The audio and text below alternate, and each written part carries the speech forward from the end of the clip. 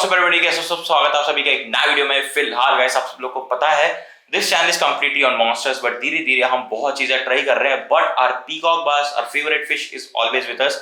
And आप लोग को पता है लास्ट टाइम मैंने जब अपडेट दिया था वो थोड़ा डल थे, जिसकी वजह से हमने वेजास एंड बहुत सारे डिफरेंट एक्सपेरिमेंट किया था उसके ऊपर, जिसकी वजह से मैंने लिटरली 1 मंथ में उनका 2 इंच पुश कर दिया था just by feeding and keeping them happy.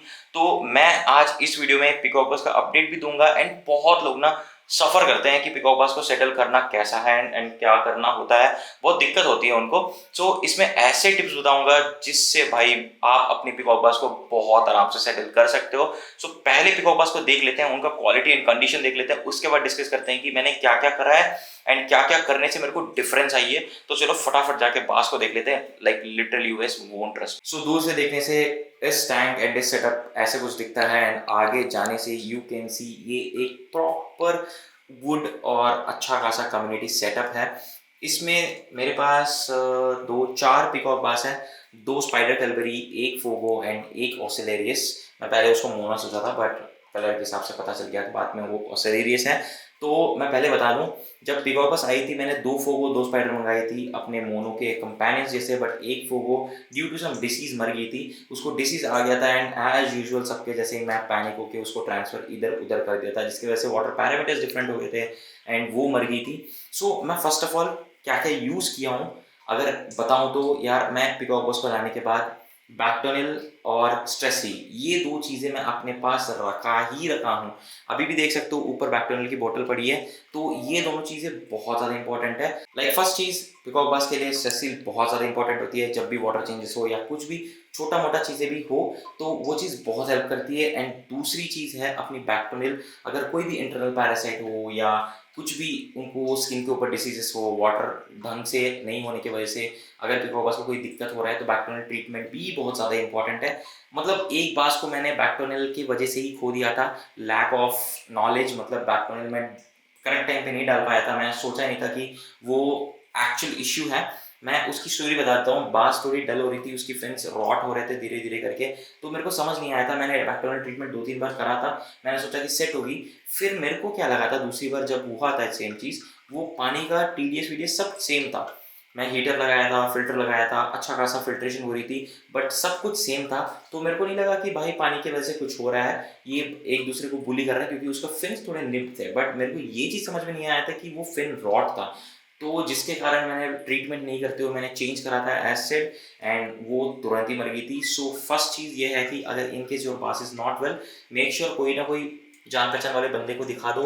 या दूसरी चीज़ ये है कि उसको पहले ट्रीट करो, वही पानी में ट्रीट करो। अगर इनके चेंज भी कर रहे हो तो सेम पानी यूज़ करना, सेम टीडीएस, सेम हीट, सब कुछ सेम चीज़ यूज़ करना, सो दैट आपकी पीकॉक बास बहुत आराम से बच जाएगी। बट ट्रस्ट मी, इस पानी में अगर पीकॉक बास है तुरंत ही निकाल के नीचे वाले टैंक में डाल दूंगा तो उसके टीडीएस के हिसाब से ये पीकॉक बास बिल्कुल ही बच पाएगा। वो मैं बहुत हार्श ट्रूथ अपने फोगो को लूज करके लाइक पता चला मुझे। बाकी ये फोगो को देखने के बाद मैं सचमुच फोगो को मिस करता हूँ कि क्या बढ़िया पीस मैंने खो दिया है।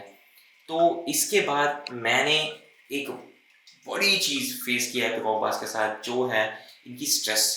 ये इतनी गंदी स्ट्रेस रहती थी, इतनी गंदी स्ट्रेस रहती थी कि भाई मैं, ट्रस्ट करो, ये खाना नहीं खाती थी, लाइव नहीं खाती थी, मेरा दिमाग खराब हो गया था। Like bare bottom tanks and normal setups में पीकॉक बास कभी कभी बहुत स्ट्रेस्ड होती है। लाइक फॉर एग्जांपल सोचो ये 3 बास है एंड ये वाली बास स्ट्रेस्ड है, तो इसको देख के वो 3 स्ट्रेस में रहेगी। बास इतनी गंदी फॉलो करती है एक दूसरे को। सो ये चीज़ बहुत इंपॉर्टेंट है कि कोई भी एक भी बास स्ट्रेस में ना रहे। एंड दूसरी चीज़, स्ट्रेस को दूर करना है तो आपको कोई ना कोई ऐसे वुड, ऐसे स्ट्रक्चर्स ऐड कर दोगे तो वो बहुत कंफर्टेबल फील करेगी। जैसे अभी ये बात छोटी है इस टैंक के लिए, अभी धीरे धीरे ये बड़ी हो रही है 4 फीट टैंक में। अगर सोचो 4 इंच और पुश कर देगी तो ये टैंक इनके लिए छोटा पड़ जाएगा, आई रियली नो। तब मैं वुड निकाल दूंगा इससे। सो जब तक ये बड़ी नहीं है, जब तक ये सेटल नहीं है, तब तक मैंने प्लान करा था कि इस टाइम में वुड ऐड कर दूं, सो दैट इनको एक बहुत ही बढ़िया ऐसा स्पेस मिला है, ऐसे जगह मिला है इनको छुपने के लिए, एंड इनको कंफर्ट मिला है, सो दैट ये अच्छा खासा रिकवर कर गई है, specially because of this would. मतलब मेरे को तो सेम वुड के वैसे ही लगा भाई। सो देख सकते हो प्रॉपरली ये छुप के, ये घूम के। यार पिकॉक बास भी एक टाइप ऑफ सिकलेट ही है यार, अगर आप सोचोगे। ये बड़ी सिकलेट है जिसकी वजह से बेयर बॉटम रखते हैं, बट बड़े होने के बाद वो चलता है जब पिकॉक बास आपको जान जाएगा। जैसे अभी मेरी फोगो मेरे को जान गई है, देखो ये मेरे को रिएक्ट करती है, ये सारे मेरे को रिएक्ट करते हैं, तो ये मेरे को जान गई है, ये देखो सारी बास मेरे पास आ गई है। तो जब ये जान गई है तो आप वुड वुड निकाल भी दोगे तो उनको कोई प्रॉब्लम नहीं होगा, क्योंकि वो सेटल हो चुकी है। बट पहले ही आप बेर बॉटम रखोगे, आप नज़दीक जाओगे तो ये डर जाएंगे, फिर कोई फ़ायदा ही नहीं है। अभी मैं नज़दीक आऊँगा, देखो इनको कोई डर नहीं है भाई, ये देखो ऊपर से ये मेरे पास आती है। तो ऐसे बनाने के लिए आपको ये चीज़ें ज़रूरी है। मैं 100% नहीं बोल रहा हूँ, लाइक थोड़े सिचुएशंस में if you are facing this type of issues तो आप ये चीज़ ऐड कर सकते हो। एंड मोस्टली तीसरी चीज़ जो बहुत ज़्यादा इंपॉर्टेंट है, पीकॉक बास इज़ नॉट ईटिंग। लाइक मैं जेन्यूनली बता रहा हूँ, बास को आने के बाद ना बहुत लोग सोचते हैं कि मैं पैलेट पे सेट करूंगा, पैलेट में सेट करूंगा, पैलेट में सेट करूंगा। नहीं भाई, पैलेट पे वो सेट नहीं होगी। अगर बास एक प्रॉपर लाइव पे है या प्लेटफॉर्म पे है या कोई भी ऐसी चीज़ पे है तो आप उसको पैलेट नहीं खिला पाओगे। स्पेशली वो ग्रुप्स में रहती है एंड वहाँ पे एक बास खाती है पैलेट्स पे तो बाकी खा लेती है, वो बात अलग है। बट आप पर्टिकुलर एक दो पीसेस लेके आ रहे हो तो उसको आपको पैलेट्स पे लाना है, तो पहले उसका ट्रस्ट जीतना पड़ेगा, पहले उस बास को प्रॉपरली आपको टेम करना पड़ेगा। ये देखो जैसे मैंने दिखाया था, मैंने इसको प्रॉपर टेम करा। फिर जब ये आपको जानने लग जाएगी बहुत ही अच्छे से, जैसे मेरे को जान रही है, लाइक मेरे पास आ रही है ये बास, ऐसे जानने लगेगी, तो उसके साथ एक्सपेरिमेंट्स करो। जैसे कि उसको पहले ही लेके आके आप हफ्ता 10 दिन फीडिंग रोक दोगे तो वो और वीक हो जाएगी। एंड जितनी वीक हो जाएगी उतना एग्रेशन कम हो जाएगी उनकी, उतना आपसे डरने लगेगी, उतनी स्ट्रेस रहेगी, तो ऑब्वियसली मर जाएगी। So my suggestion is peacock बास को लेके आओगे, फर्स्ट जो खा रही है ट्राई करना छोटी छोटी चीज़ से, अगर कुछ भी नहीं खा रही है go for the life. Like 2 हफ्ते के लिए सोच लेना कि भाई मैं लाइव रखूंगा। भाई ये प्रेडेटर्स होती हैं भाई, एक प्रॉपर प्रेडेटर होती है। इसको आप ये कभी नहीं सोच सकते हो कि ये छोटे मोटे पैलेट्स पे लेके आ जाओगे, या लेके आ सकते हो एज सेड, बट ये इसकी प्रेडेटर इंस्टिंक्ट है। अगर कोई छोटी फिश आएगी तो ये खाएगी, अगर ये खाएगी ये सेट हो जाएगी। तो पहले हमारा मोटिव है सेट करना। तो मैंने इनको क्या करा, पहले प्रॉपरली लाइव पे सेट करा, इनको अच्छा खासा कलरेशन लेके आया था, हर दिन 2-2 3-3 पीस खाती थी। पहले पहले तो एक खाती थी, पहले पहले वो भी नहीं खा पाती थी, फिर एक खाती थी, फिर 2, फिर 3, फिर 4, ऐसे 2-3 हफ्ते मैंने करा। फिर उसके बाद मैंने रोक दी, मैंने रोक के फिर धीरे धीरे करके एक एक पैलेट डाला और चिकन ट्राई किया, लिवर ट्राई किया, लाइक बहुत सारी चीज़ें ट्राई की। एंड लास्टली ये सेट हो गई है अपनी ब्लेड वॉर्म्स पे। आप ट्राई भी कर सकते हो पहले ब्लेड वॉर्म्स देके, लाइक लाइव के पहले, इनकेस अगर ब्लेड वॉर्म्स पे सेट हो गई तो वो बहुत ही बढ़िया चीज़ है। बट ये फाइनली आकर अभी ब्लेड वॉर्म्स पे सेट हो गई है। अभी भी 100% नहीं खा रही है, जैसे बोला था ना पहले पहले 1 या 2 लाइव फिशेस खाती थी, फिर 3-4 पे आई थी, एग्रेशन बढ़ी थी, वैसे ही ब्लेड वॉर्म्स अभी धीरे धीरे छोटे छोटे करके पीसेस खा रही है। बट खा रही है। अभी मैं इनको लाइव दूंगा ही नहीं, क्योंकि ये प्रॉपर सेटल्ड है। ये देखो इसका कलरेशन देखो, इसका क्वालिटी देखो, ये प्रॉपर सेटल्ड है। अभी इसको लाइव देने की जरूरत ही नहीं है। अगर ये 2 हफ्ता भी मेरे पास नहीं खाएगी ना, एक एक करके 2-2 करके ब्लेड वॉर्म भी खा ली ना, फिर भी इसको कुछ नहीं होगा। इसको कोई भी कंडीशन में, कोई भी वाटर पैरामीटर्स ऊपर नीचे में इसको इतना इफेक्ट नहीं करेगा, क्योंकि ये प्रेडेटर है एंड ये बहुत ज़्यादा एग्रेसिव एंड हार्ड फिश है। सो पहले सेटिंग होगी, फिर उसके बाद आप जो चाहिए वो कर सकते हो इसके साथ। सो अभी के लिए तो मैं आज के लिए फीड कर चुका हूँ ब्लेड वॉर्म्स। अगर आपको सच में देखना है ब्लेड वॉर्म्स का फीडिंग तो आप ज़रूर मेरे को कमेंट सेक्शन में बता सकते हो, मैं एक प्रॉपर फीडिंग बता सकता हूँ। बाकी मैंने तो यही स्ट्रैटेजीज यूज़ किया है। इसमें वेजास ऐड करना भी मेरे लिए बहुत ही बड़ी क्रूशियल रोल बनी थी, क्योंकि यार पिकॉक बास एज सेट दूसरे फिशेस को देख के फॉलो करते हैं, सेम टू सेम ये भी ऐसे ही कर रहे थे। बट वेजास ऐसी फिशेस हैं, ऑस्कर्स हो गए, वेजास हो गए, टिनफुल बार्ब्स हो गए, वो आपको रिस्पॉन्ड करती है। अगर मैं ऐसे करूँगा तो सबसे पहले वेजास रिस्पॉन्ड करेगी। देखो देखो एज सेड, सबसे पहले वेजास रिस्पॉन्ड कर रही है। इनको देख के अपनी बास रिस्पॉन्ड करना सीखी। लाइक बास सीखते हैं यूजुअली, एंड वेजास भी अच्छा खासा साइज में ग्रो करती है, सो कोई टेंशन नहीं होती है, बास के साथ ये गेट थ्रू हो जाएगी। तो इसी की वजह से मैंने वेजास चूज़ किया था इस टाइम के लिए। And you can see the results, बास कंप्लीटली हेल्दी है एंड अच्छा खासा मैंने पहले लाइव किया था। एंड उसके बाद अभी ब्लेड वॉर्म्स पे लेके आया हूँ धीरे धीरे करके। मैं इनको पैलेट से श्रिम्प पे भी लेके आ सकता हूँ। अगर आपको ऐसे स्पेसिफिकली इनटू डीप चाहिए कैसे हम ब्लेड वॉर्म्स पे ला सकते हैं, तो simple steps, go for the live, settle the बास। जब आपको लगेगा कि बास अच्छे से सेटल होगी 3-4 हफ्ते में लाइव पे, फिर try shrimp, chicken liver and different different things जो बास को अट्रैक्ट कर सकती है। एंड लास्टली अगर नहीं होगा तो ब्लेड वॉर्म्स पे जाना। 110% मैं गारंटी दे सकता हूँ वो सेटल हो गई है। तो थोड़ा थोड़ा तो खाने लगेगी। अगर इनकेस कोई भी चीज़ ये थोड़ा थोड़ा खाने लग रही है तो तुरंत ही लाइव बंद कर देना एंड वो चीज़ डालते रहना, धीरे धीरे करके उसके लिए एडजस्ट हो जाएगी। एंड इसी के साथ साथ आप ऐसे कोई फिशेस रखना अपने टैंक में जो आप पेलेट्स दे रहे हो या कुछ भी दे रहे हो तो आपको इंटरेक्ट कर रही है एंड बहुत ही एग्रेसिवली खा रही है, सो दैट इनको देख के बास सीखने लगेगा। फिर जब बास कंप्लीटली सेटल हो जाएगी एंड आपको सिर्फ और सिर्फ बास ही रखना है तो उनको फिर से रिमूव भी कर सकते हो। लाइक अगर मैंने वेजास लिया है तो मैंने इसमें वेजास डाल दी, आप ऑस्कर भी यूज़ कर सकते हो। एंड साथ ही साथ आप कुछ भी नहीं, थोड़े टाइम के लिए बास के सेटलमेंट के लिए रख रहे हो तो tin foil barbs are the very best alternatives for this.